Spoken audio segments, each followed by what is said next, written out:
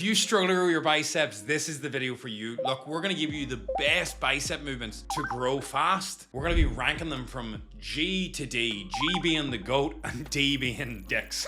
let's just use that, okay? We're gonna break down how you would incorporate these into your program so you can actually use them. We're gonna talk about why I rank them that high, and we're gonna use 5 main rules for ranking. Number 1 is the stimulus to fatigue. So how much it actually fatigues you, your joints, for the stimulus it gives your muscle to actually grow. Number 2, the range and exercise profile. So does it work your muscle in a good range?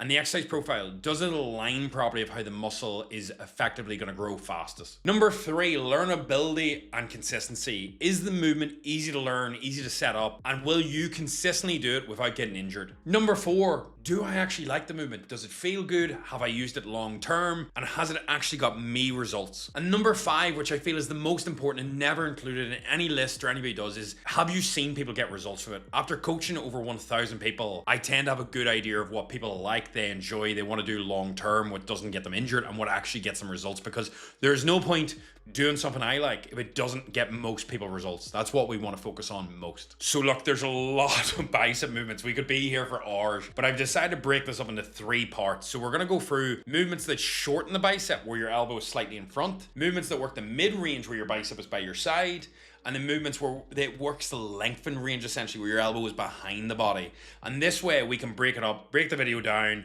and then you'll know the best movements for each part that you can include in your workouts. So look, before we dive into this, I'd really appreciate a like, a share, subscribe. It means honestly the world to me. These videos do take time and a lot of editing, and I wish I was better on camera. So without further ado, that would mean the world, and we're gonna kick into this and get started on build you big biceps. So let's rank these bad boys. So we're gonna go through the mid-range, starting with the classic barbell curl. I'm gonna put this straight away as a C movement. The reason I'm putting it here is not that I think there's anything majorly terrible about the range. It's just I feel like it really affects, for me personally, my wrists never enjoy this. Like if I try and put my wrists in that position now, it just never feels natural. It feels like I'm getting externally rotated. It just puts pressure on me that I don't need. Which leads me into number 2, dumbbell alternating curls. I think these have to go up towards the G. The reason I'm putting them up there is because I feel like when you do one arm at a time, you get a great squeeze. It's got all the benefits of barbell curl without any of the negatives. It just feels more natural. You get a great pump. You can look at yourself in the mirror. It's just a great all-round experience for everyone. I see people get great results. I never hear anyone complain about this movement. We have waiter curls, which I think is one of the worst movements ever been born. It makes absolutely no sense. If you see anyone do this, realize that I don't care if it's personal opinion or not, it makes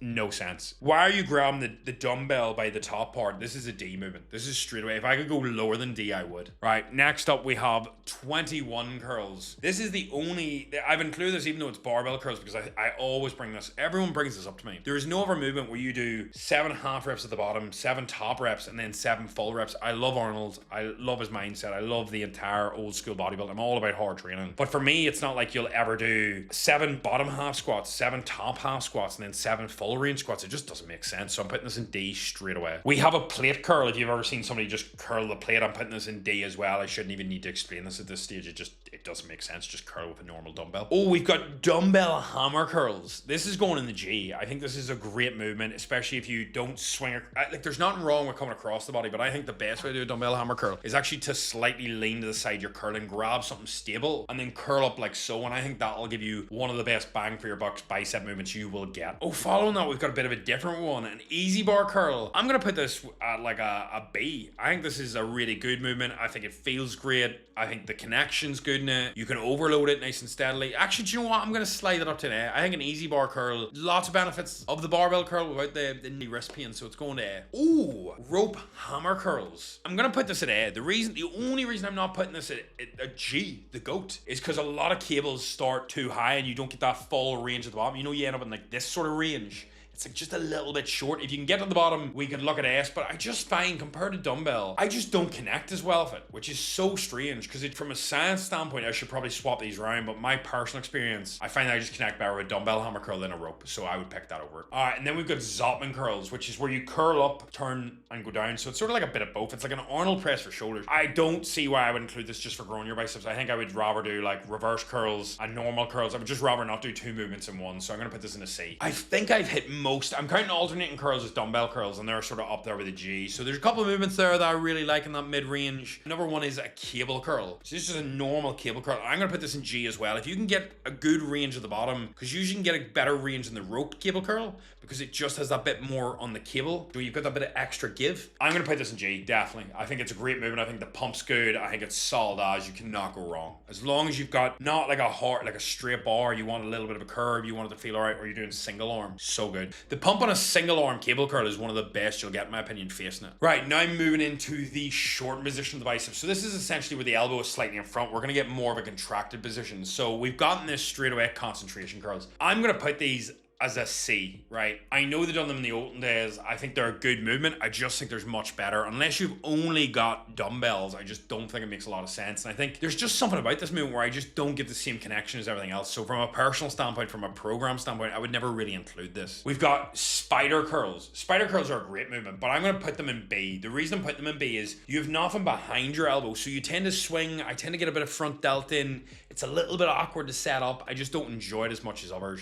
And it would drop, honestly, down to C or D if you started using not dumbbells and you done the barbell spider curls. I just don't think it feels as good. I would drop it to C. That's as far as I would go with that. Good movement, but no, like it's not the one. Single arm machine preacher. It's a great movement. You're supported the elbow. You can align and do single arm. So you got shoulder, elbow, wrist all in line. You can stand up. You can play around with. And as long as you've got yourself tight, you've got good form and you're curling up, this has to be a G. It's one of the best movements I think you can do for bicep growth. It's one of the best movements I've done to bring mine up. And it's very hard to cheat on. High cable curls. So look, if you're doing both arms at once, this is going in B. I think it's an okay movement. I think people struggle to overload it. I would bring it up to A if you do one arm at a time and you use a bench underneath your elbow so that you've got stability. You're curling high to low. I would give it an A. I think it's a good movement. I just think most people struggle to set that up properly. It's a bit awkward. You have to bring a bench over the cables.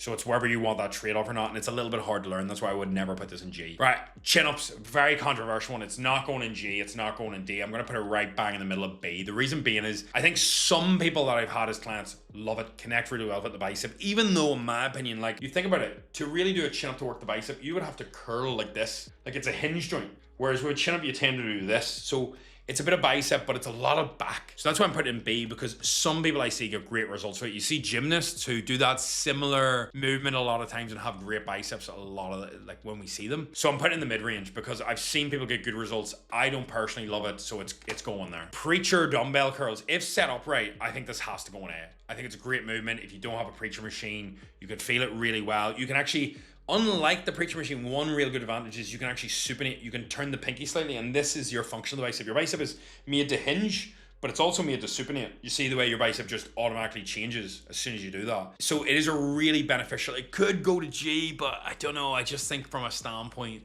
I think a lot of people will struggle to set the bench up properly. It can be a wee bit awkward to get on it. So let's put A. Let's go A. I think it's a great movement. Oh, and now we're moving into the lengthen position. So this is where your bicep is going to be fully stretched. Essentially, Joe, your elbow is behind you and you're curling. So first movement we're going to run through here is going to be an incline cable curl. I'm going to put this at G straight away. It's got great tension. The cable lines up with the joints properly. The only thing you want to be careful on is make sure you keep your wrist cocked. A lot of people allow their wrist to fall back on the incline curls, and this wrecks the wrist long term. So just be careful with that, but great movement. I see great results with me and clients off this. It essentially just a normal one would maybe be like an A, but if you do it seated, you do it single arm, or you just get the right feel for it, it has to be G. It's so good. We've got an incline hammer curl, which in my opinion is a G as well. It's very hard to fault. I think it's such a good movement. An incline dumbbell hammer curl setup is just so good. I love a hammer curl, so it just simply has to go in there. It works. Just a great movement, like such a good movement. The same goes with dumbbell incline curls. Like I'm gonna have to put them in G as well. People are gonna be like, what's not going in G for stretch position? I'm gonna go through them now, but for all the same reasons, we'll slot them all three up there straight away. Next, we have a drag curl. Have you ever seen this? It's as you curl, you do a drag curl. Now, I had a coach before Locke, and he made me do these whenever I really struggle to connect one bicep, and for that reason, I'm gonna put them in,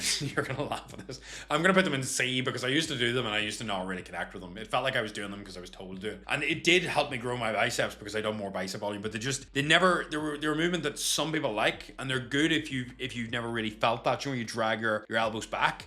But for me, it felt like I was working shoulders, rear delts. It felt old school, and I never really connected well. So that's why I'm going to leave that out. Good movement for some people, but for me, I felt like I was just doing it because it was programmed. Trying to figure out if there's any more lengthened movements. I actually think I'm fully out. That is the full list. I'm going to give you the ones I would pick. If I could only pick 3 movements, 1 from each, I would take, it's going to sound insane, for the shortened range, I would take a machine preacher curl. I think it's the GOAT. I think it's so good. Single arm, it's insane. For a stretch position, I actually think I would take an incline cable curl, and for the mid-range, a dumbbell hammer curl all day. There's just something about doing a hammer curl that you feel, bro, you're in the mirror. Maybe I would consider an alternating dumbbell curl because I just think the pump is so good. But there are the 3-4 movements that I would do, and if you're going to put them in your week, say you're doing push-pull legs, you just want to pick 1 movement per day. So like you can do dumbbell curls on a Monday, hammer curls, you can do the incline curls on a Wednesday, and you can do the preacher curl on a Friday. And even if you're doing push-pull legs, you're like, well, I only hit pull twice a week. Put one of the movements before your leg day, or if you do full body, you can hit it easily throughout the week. If you do upper lower, it's easy put in. You just want to structure it in and then focus on that to bring up your weak points, because the reason a lot of people don't grow is because not proper form, not picking the right movements, not the proper intensity, and in my opinion, doing too many exercises in quick succession, like chest days, back day, arm day. I don't love that. I don't think that grows effectively. I'd rather do lateral raises 3 times a week than do 3 variations in the one day. I just think consistently hitting the movement is always going to make you grow more. Because if I asked you right now, what's going to get you in shape? Training hard one day, as hard as possible, and spamming it, or hitting it for 5 minutes over 50 days, is going to give you far better results. So that's the way I want you to think. Look, I hope you appreciate this video. I appreciate you for watching. Thank you so much. Like, share, subscribe. I'll see you in the next one. Woo!